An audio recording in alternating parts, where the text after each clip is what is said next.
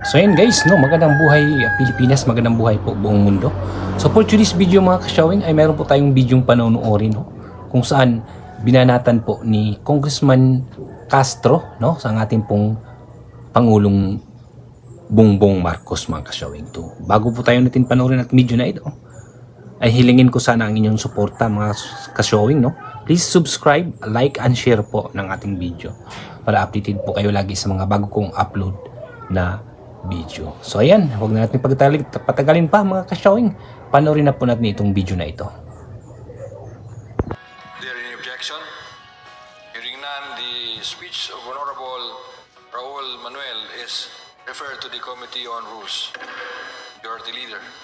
Mr. Speaker, I now move to recognize Representative Franz Castro from ACT Teachers Party List for her privilege hour. The Honorable Franz Castro of the Party List ACT Teachers is recognized. Thank you, Mr. Speaker. Mr. Speaker, esteemed colleagues, I rise today on a matter of urgent national importance. The Filipino are suffering and the Marcos administration has failed them. The latest Social Weather Station survey, or the SWS survey, reveals that 63% of the Filipino families now consider themselves poor, the highest rate in over 2 decades. This is not just a statistic, it is a damning indictment of this administration's economic policies. Sa kabila ng pagtaas ng presyo ng mga pangunahing bilihin at serbisyo, nananatiling walang ginagawa ang Administrasyong Marcos. Hinahayaan ang mga Pilipino na magdusa. Sumisipa ang presyo ng kuryente, tubig, natataas mula sa 4 na piso hanggang 5 piso kada cubic meter sa buwang ito. At langis na tataas na naman uli ng halos piso kada litro.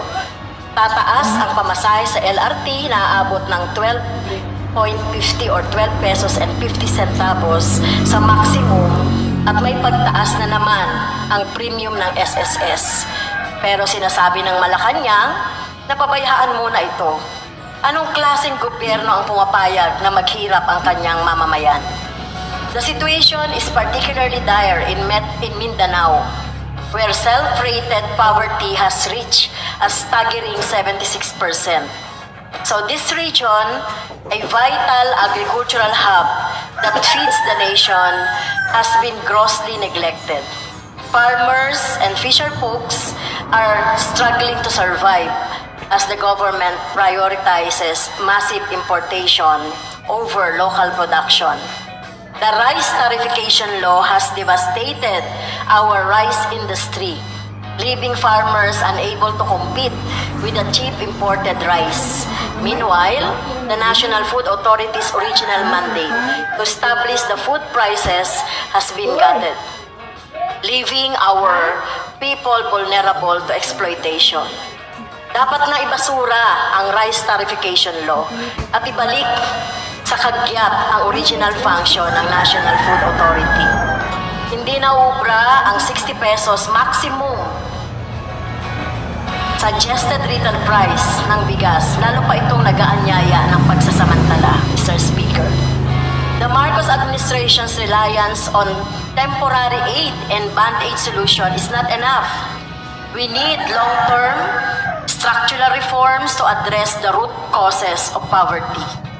We call for a national industrialization plan that will create stable jobs, provide livable wages, and support our farmers. We must also hold accountable the oil companies that manipulate fuel prices, driving inflation, and pushing our people deeper into poverty.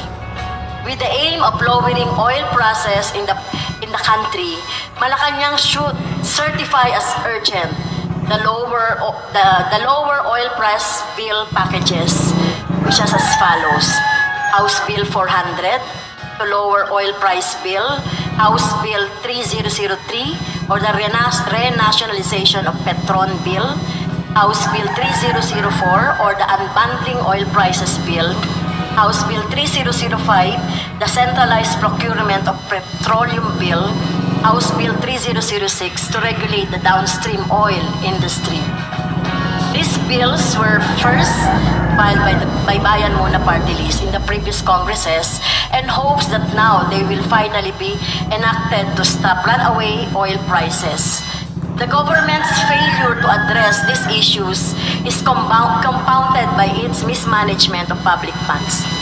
Port barrel allocations continue to enrich political allies, while critical social services like healthcare, education, and disaster resilience remain underfunded. The national debt has ballooned to 16 trillion pesos, yet there has been little improvement in key sectors such as the agriculture, education, and healthcare. To make matters worse, the Marcos administration refuses to implement a significant wage increase despite the rising cost of living. Workers are left unable to cope with inflation, while unemployment remains high, especially in impoverished regions like Mindanao. These devastating economic policies are no longer sustainable and should be stopped.